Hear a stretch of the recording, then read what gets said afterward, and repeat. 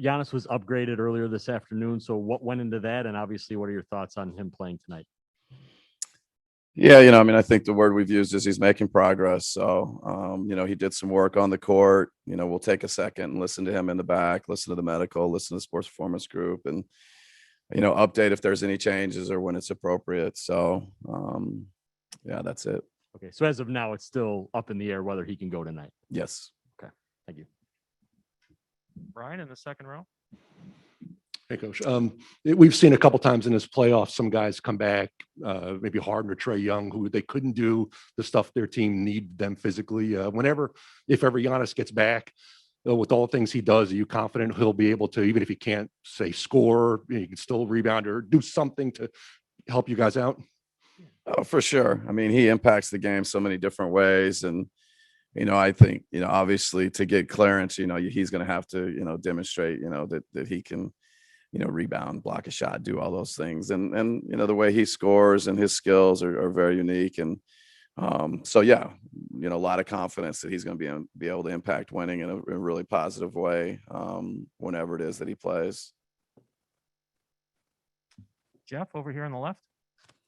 Hey, Mike, given your connection to this state, who from your family is going to be here tonight? And, how much have you thought about, coming back here, coaching your first finals game? And were you a Suns fan as a kid? I guess I better start with the dark one at the end. Yes, I was a Suns fan growing up.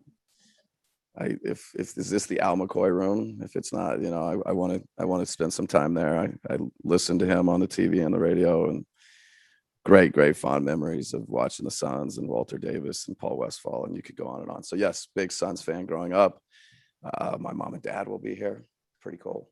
And lots of brothers and sisters and all that stuff, and my kids. And yeah, so it's just like every other player. Everybody's going to have family here. It's cool that it's in Arizona. It's special, but it's special for all the players. It's special for anybody who gets to play at this stage of the season, this stage of the playoffs. So it's exciting. Eric in the second row.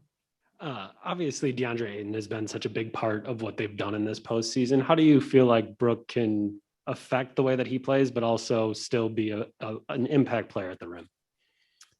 Yeah, no, I mean, Brook has been incredibly important to us, his versatility. I think there's lots of ways that, we're hopeful that he's going to impact us defensively, offensively. Ayton's been playing, off the charts. So a ton of respect for what he's done and how he's impacting their winning. So, we're excited to see Brook and really what he can do on both ends. Go ahead, Dan, on the all right. Hey, bud. When you guys acquired Drew, obviously a big part of that was because of what he does on the defensive end. How much more comfort do you have with a challenge like Chris Paul and Devin Booker, knowing that you have Drew Holiday as a weapon? Yeah, I mean, his defensive abilities and talents are, special. And, obviously Paul and Booker are two very, very gifted guards that do a lot of things. And so you got to have great defenders. So having Drew as one of those guys that can guard both Booker and Paul and, throw PJ Tucker, throw Chris Middleton, throw Giannis, throw our bigs at him. Those guys are going to see a little bit of everybody. But, Drew is one of those guys in the starting group that you can put on one of them. It feels like you gives you a chance for sure. Eric again, second row. To follow up on that, Drew has always been very physical defensively, and both Chris and Devin are great with the pump fake and getting somebody up in the air and getting somebody into foul trouble. Just how much of an emphasis has that been for you guys in the lead up to this game? Yeah, I think our guys are tired of us talking about the pump fake. Every round, or it seems like every team in the playoffs, has somebody that's great at it, that's crafty, that gets to the free throw line. So certainly these two guys, Booker and Paul are both, and they got different ways that they get to the free throw line. So we try and create awareness. We talk about it. Luckily, it's something we talk about all year and something we try and do at a high level. And these guys make you do it at a high level. Your awareness has to be really good. Okay, we'll go to Zoom for one here. Okay, the next question will be from Davide. Hey, Coach. Davide here from Italy. Sorry not to be there. I'm curious about a preparation for a big game like the finals. How much your guy feel, the situation they're in, how much you want to for them be like a regular playoff game? Yeah, no, I mean, I think it's a fine line that you got to walk. You know, for us, we feel like, you know, we just played on Saturday, and you know, relatively short turnaround, which, you know, we're hoping is a positive. Just keep it clean, you know, put our guys in a place to go play and compete, and, you know, grow and get better as the series goes on. But I think certainly feel like they're ready for game one, and you know, a heck of a team, a heck of a series, I'm sure. Sean, last question here.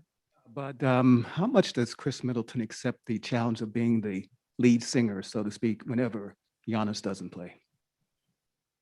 Yeah, I mean, you know, Chris is just, you know, I don't know if lead singers ever, he's so quiet, you know, he's the greatest, you know, whatever role, he just accepts and does whatever it takes to win.